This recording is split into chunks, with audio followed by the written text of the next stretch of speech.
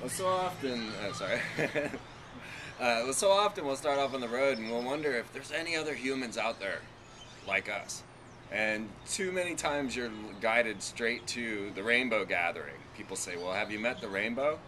When someone asked you that, what happened? Well, it was a man named Gypsy. He told me if I ever heard of the Rainbow Gathering, and I didn't. And he explained it to me. He told me it was a gathering of a bunch of beautiful people, you know, living off the earth and teaching each other about, you know, different ways to live pretty much a tribal life, one would say. And but so, you know, he wasn't the best person. He had his bad times, but I said, you know, might as well, let's go have a new experience. But by the time I got there, man, it was the most, he didn't even get down. He didn't even come up there with me. He dropped me off in Cuba, New Mexico, and I catched a ride up to the gathering, and just pure beauty. Everywhere I went, man, you know, people just, you know, spreading their love, telling me they love me and to welcome home, you know. About what time did you show in?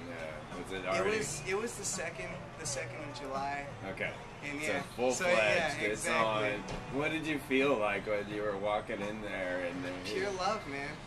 When you started to see these intentional homes and these massive buildings, I mean, you might have seen a life-size pirate ship or something. Right.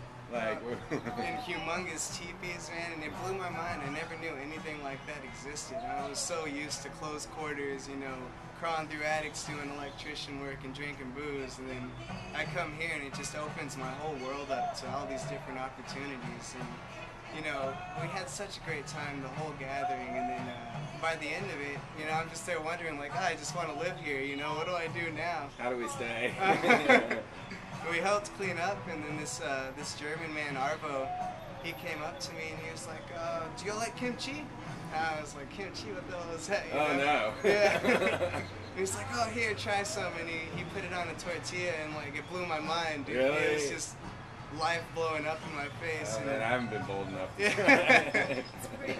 But then after that, he was like, well, I have self-sustained land. You know, I practice permaculture, and had no idea what it was, but he told me he pretty much just lived off the land, and if we wanted an opportunity to learn, he'd be more than happy to take us home with him.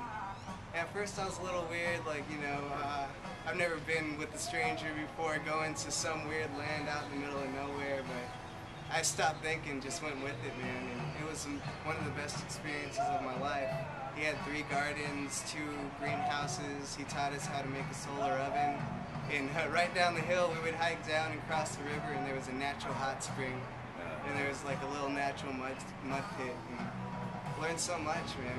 It was one of the most beautiful experiences I've had in my life, besides meeting Kayla. Right on. After Rainbow, did you then just keep traveling? Yeah, I kept on So traveling. you ended up at permaculture, and then you were like, what's next? Exactly. And I went back to LA. Yeah. It wasn't the best idea, but from Venice I went to San Francisco and met some people. Then I lived in the Redwoods for about a month. And yeah, the Redwoods are a whole nother trip, man. Do you feel like you're experiencing the life that people pay millions of dollars to experience, like going all these different places?